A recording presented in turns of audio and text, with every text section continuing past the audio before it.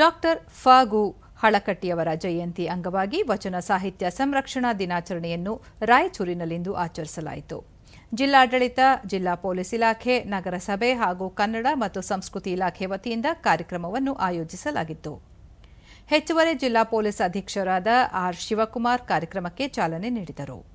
ಈ ವೇಳೆ ರಾಯಚೂರು ಸಹಾಯಕ ಆಯುಕ್ತೆ ಮೆಹಬೂಬಿ, ಕನ್ನಡ ಮತ್ತು ಸಾಂಸ್ಕೃತಿಕ ಇಲಾಖೆ ಅಧಿಕಾರಿ ಮಂಗಳಾ ನಾಯಕ ಸೇರಿದಂತೆ ವಿವಿಧ ಇಲಾಖೆ ಅಧಿಕಾರಿಗಳು ಉಪಸ್ಥಿತರಿದ್ದರು.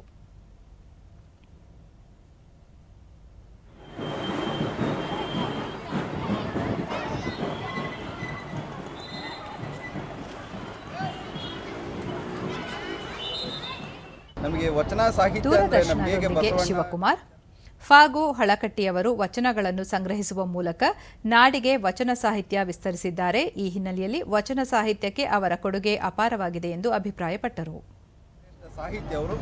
ಅವರಿಗೆ ಮೂಲಕ ನಮ್ಮ ಜನಸಾಮಾನ್ಯರಲ್ಲಿ ವಿಶೇಷವಾಗಿ ವಿದ್ಯಾರ್ಥಿ ಕಾಲೇಜು ಶಾಲಾ ಮಕ್ಕಳಿಗೆ ಅವರ ಸಾಹಿತ್ಯದ ಬಗ್ಗೆ, ಅವರ ಸಾಧನೆಗಳ ಬಗ್ಗೆ ವಿವರಿಸತಕ್ಕಂಥ ಕೆಲಸವನ್ನು ಇವತ್ತು ಮಾಡ್ತಾರೆ. ಮಂಗಳಾ ನಾಯಕ, ಫಾಗು ಹಳಕಟ್ಟಿಯವರು ವಚನ ಸಾಹಿತ್ಯ ಕ್ಷೇತ್ರದಲ್ಲಿ ಅಗಾಧ ಸೇವೆ ಸಲ್ಲಿಸಿದ್ದಾರೆ.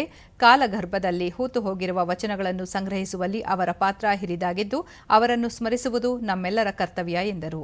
ಹೂತು ಹೋಗಿರುವಂತಹ ವಚನ ಸಾಹಿತ್ಯವನ್ನು ಅವರು ಶೋಧಿಸಿ, ಸಂಗ್ರಹಿಸಿ, ಮುದ್ರಿಸಿರುವಂಥ ಒಂದು ಹಿರಿಮೆ ಸಲ್ಲಬೇಕಾಗಿರುವಂಥದ್ದು ಫಾಗು ಹಳಕಟ್ಟಿಯವರಿಗೆ. ಹಾಗಾಗಿ ಇವತ್ತಿನ ದಿನ ಅವರನ್ನು ಸ್ಮರಿಸ್ತಾ ಜಿಲ್ಲಾಡಳಿತದ ನೇತೃತ್ವದಲ್ಲಿ ಅಂಥ ಒಂದು ಮಹನೀಯರಿಗೆ ಗೌರವ ನಮನಗಳನ್ನು ಸಲ್ಲಿಸುವುದರ ಮೂಲಕ ಇವತ್ತು ಜನ್ಮದಿನವನ್ನು ನಾವು ವಚನ ಸಾಹಿತ್ಯ ಸಂರಕ್ಷಣಾ ದಿನಾಚರಣೆಯಾಗಿ ಆಚರಣೆ ಮಾಡ್ತೇವೆ.